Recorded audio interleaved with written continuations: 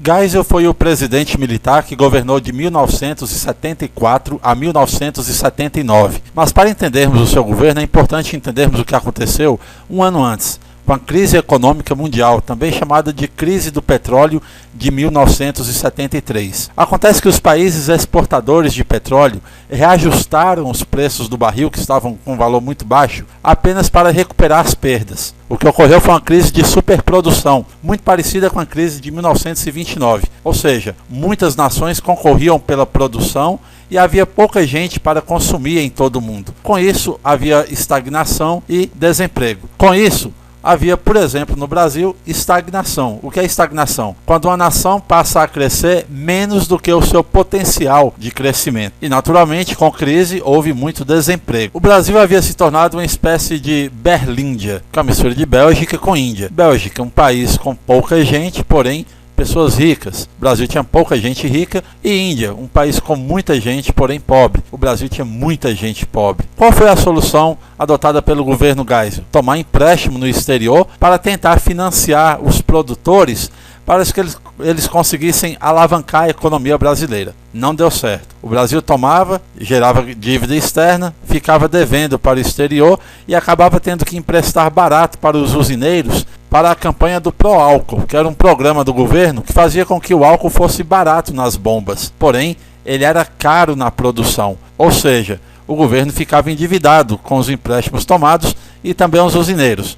A solução era o governo perdoar os usineiros e automaticamente emitir papel moeda. Com a emissão de papel moeda, o governo conseguia pagar muitas das suas contas. No entanto, você sabe que quando tem muita circulação de dinheiro, começa a haver usura e os preços começam a subir, o que gera inflação. Então o problema não foi realmente resolvido. Inflação e desemprego se convertiam em insatisfação popular, que por sua vez se transformava em vitórias da oposição do governo militar, no caso do partido MDB, nas urnas. O DOI-CODE, órgão de repressão militar, começou então uma série de prisões e torturas arbitrárias, que incluíram o enforcamento do jornalista Vladimir Herzog. Os opositores eram perseguidos. Mas o general Geisel queria uma mudança lenta para um Estado mais democrático e, por isso, exonerou o comandante responsável pelo DOI-CODE e, mais tarde, exonerou também o ministro do Exército. Embora o ufanismo do milagre econômico de governos militares anteriores com grandes construções tenha acabado, foi no governo Geisel que foi construída a hidrelétrica de Itaipu. Agora veja outras reações do governo para tentar conter o crescimento da oposição, especialmente de políticos do partido da oposição, o MDB. Foi criada a Lei Falcão. A Lei Falcão proibia propaganda eleitoral na TV com discursos da oposição. Era permitida apenas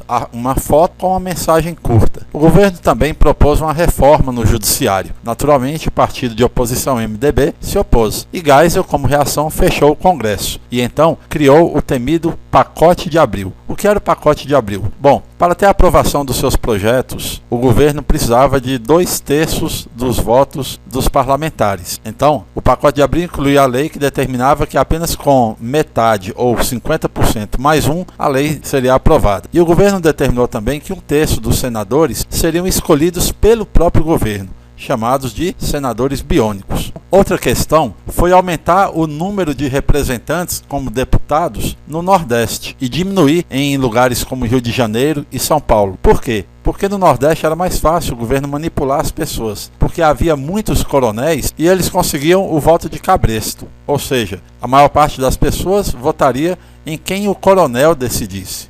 O Pacote de Abril inclui também a mudança do mandato presidencial de 5 para 6 anos e inclui a reforma no judiciário e os governadores de estados agora seriam escolhidos indiretamente e não por voto popular. Para reduzir ainda mais a oposição, Geisel usa o AI-5, o ato institucional número 5, que eram leis bem pesadas, para perseguir a oposição. Depois disso, ele cancela ou coloca fim ao AI-5 e dá início a uma abertura lenta para um regime democrático. Geisel está entre os presidentes chamados de castelitas. Ele, Figueiredo e Castelo Branco eram presidentes mais brandos, enquanto Costa e Silva e Garrastazu Médici eram chamados de linha dura. Para facilitar a sua compreensão e a sua memorização, eu quero que você imagine um geyser, que é aquela fonte de água quente que vem do subsolo e que é lançada para o ar.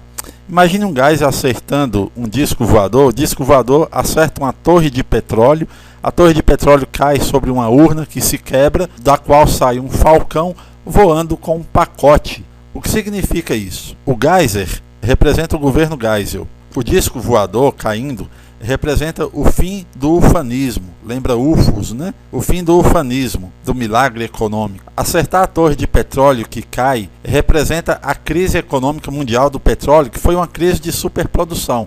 Muitos países produzindo em grande quantidade, mas a maior parte deles com pessoas pobres, como no Brasil, uma espécie de Berlíndia. Muita gente pobre que não tinha como comprar aquelas mercadorias produzidas e havia então uma superprodução estocada, o que gerava inflação, desemprego e falta de crescimento econômico. A torre de petróleo cai sobre a urna que se quebra. Isso representa a insatisfação popular no Brasil, que passa a eleger principalmente candidatos da oposição, do MDB. O falcão que sai de dentro da urna representa a Lei Falcão, que proibia aquelas longas propagandas eleitorais com boa argumentação feita pela oposição.